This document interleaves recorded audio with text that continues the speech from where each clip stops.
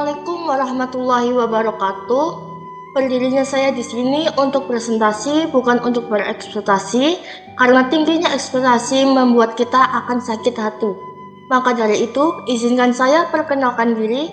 Perkenalkan, saya Valentina Dono Agnesia dari Prodi Ilmu Pemerintahan semester 3. Di sini saya akan mempresentasikan tentang pemilu 1982 sampai 1987.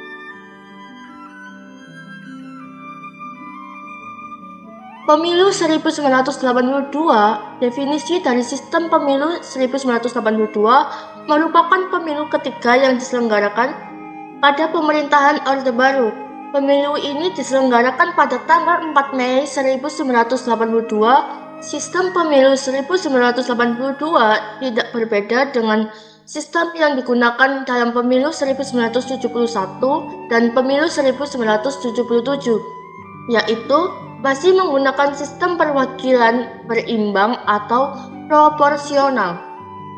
Selanjutnya, ada peserta pemilu 1982. Pemilu 1982 itu untuk memilih anggota DPR RI, DPRD tingkat 1 provinsi, dan DPRD tingkat 2 kabupaten atau kota media se-Indonesia. Pemilu ini diikuti 3 kontestan, terdiri dari 2 partai dan 1 golongan fungsional. Pada pemilu keempat sejak Indonesia berdiri ini, tercatat pemilih yang memberikan suara sebanyak 75.126.306.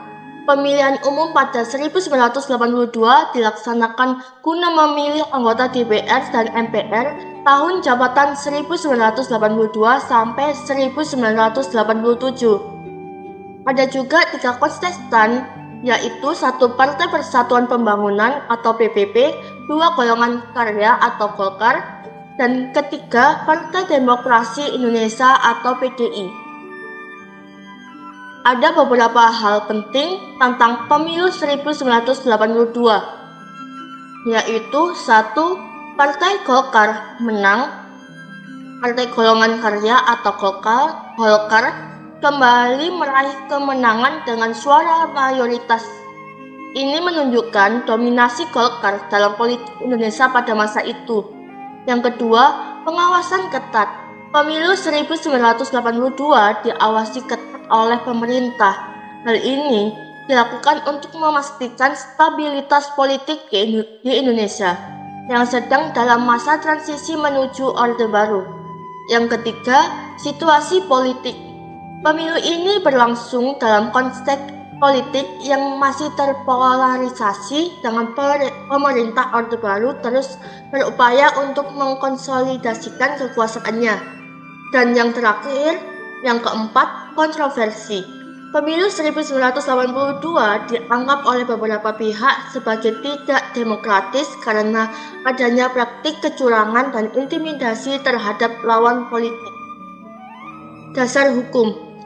Ketetapan MPR nomor 4 MPR 1978 tentang garis-garis besar haluan negara dan ketetapan MPR nomor 7 MPR 1978 tentang pemilu. Kedua, Undang-Undang nomor 2 tahun 1980 tentang pemilihan umum. Dan yang ketiga, Peraturan Pemerintah nomor 41 tahun 1980 sebagai pengganti Peraturan Pemerintah nomor 1 tahun 1976.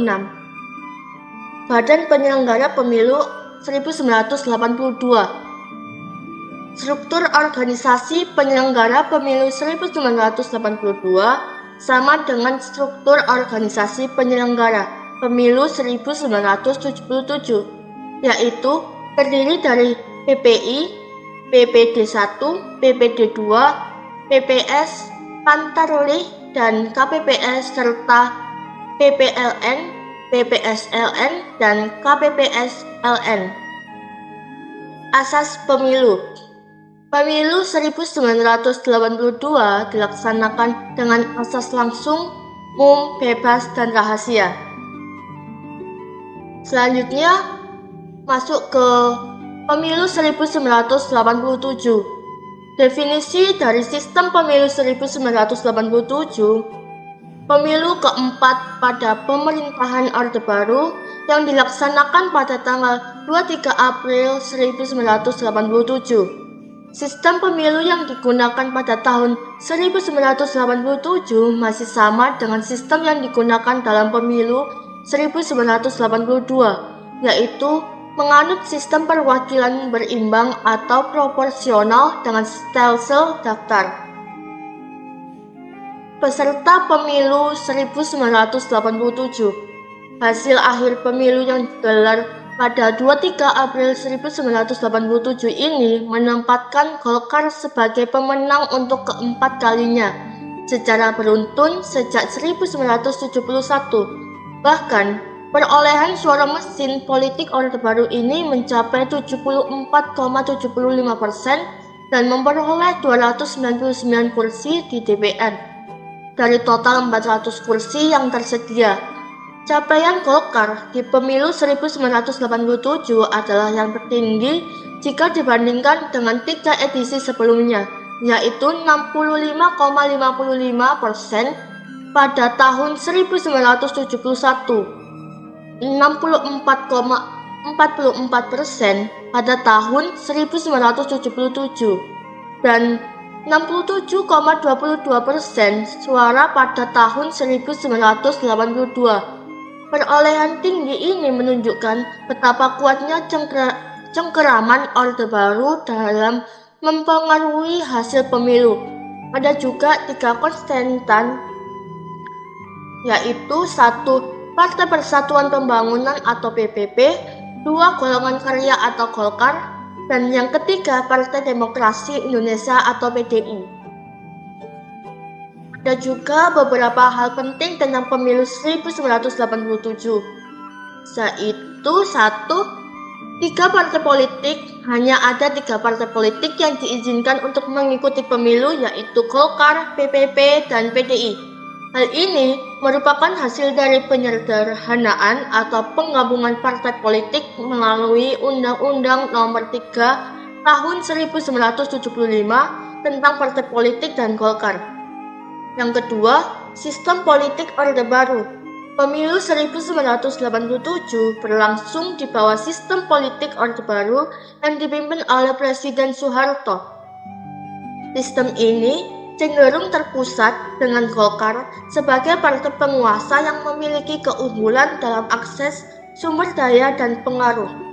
Dan yang ketiga, peningkatan PDI. PDI berhasil meningkatkan perolehan kursi secara signifikan dari 30 kursi pada pemilu 1982 menjadi 40 kursi pada pemilu 1987. Hal ini dikaitkan dengan upaya PDI untuk mendekati kekuasaan melalui pembentukan DPP PDI hasil Kongres tahun 1986. Dasar-dasar hukum, yaitu ada 3. Yang pertama, ketetapan MPR nomor 2 MPR 1983 tentang GBHN dan ketetapan MPR nomor 3 MPR 1983 tentang pemilihan umum. Yang kedua, Undang-Undang Nomor 1 Tahun 1980 tentang perubahan atas Undang-Undang Nomor 15 Tahun 1969 sebagaimana telah diubah dengan Undang-Undang Nomor 4 Tahun 1975 dan Undang-Undang Nomor 2 Tahun 1980. Yang ketiga, hak atas properti, kepemilikan dan perlindungan properti pribadi. Selanjutnya ada Badan Penyelenggara Pemilu 1987. Struktur organisasi penyelenggara pemilu 1987 sama dengan struktur organisasi penyelenggara pemilu 1982, yaitu terdiri dari PPI, PPD 1, PPD 2, PPS, Pantarwih, dan KPPS, serta PPLN, PPSLN, dan KPPSLN.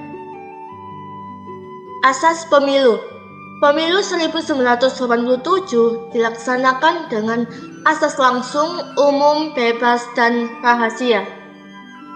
Kesimpulan yang dapat diambil dari Pemilu 1982 dan 1987 di Indonesia diwarnai dominasi Golkar yang meraih kemenangan dengan perolehan suara terbanyak di kedua pemilu. PPP mengalami kemerosotan sementara PDI menunjukkan peningkatan pemilu ini. Pemilu ini mencerminkan sistem politik Orde Baru yang terpusat dan terbatasnya pilihan bagi rakyat.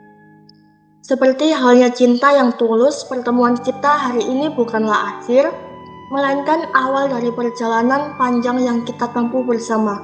Semoga setiap langkah kita penuh makna seperti kata yang tak pernah habis kita ucapkan dalam cerita. Semoga presentasi ini meninggalkan kesan seperti kenangan manis antara teman yang berubah jadi pasangan. Terima kasih atas perhatian dan waktu yang berharga. Semoga kita semua terus berkarya dengan penuh rasa bahagia. Sekian dan terima kasih. Wassalamualaikum warahmatullahi wabarakatuh.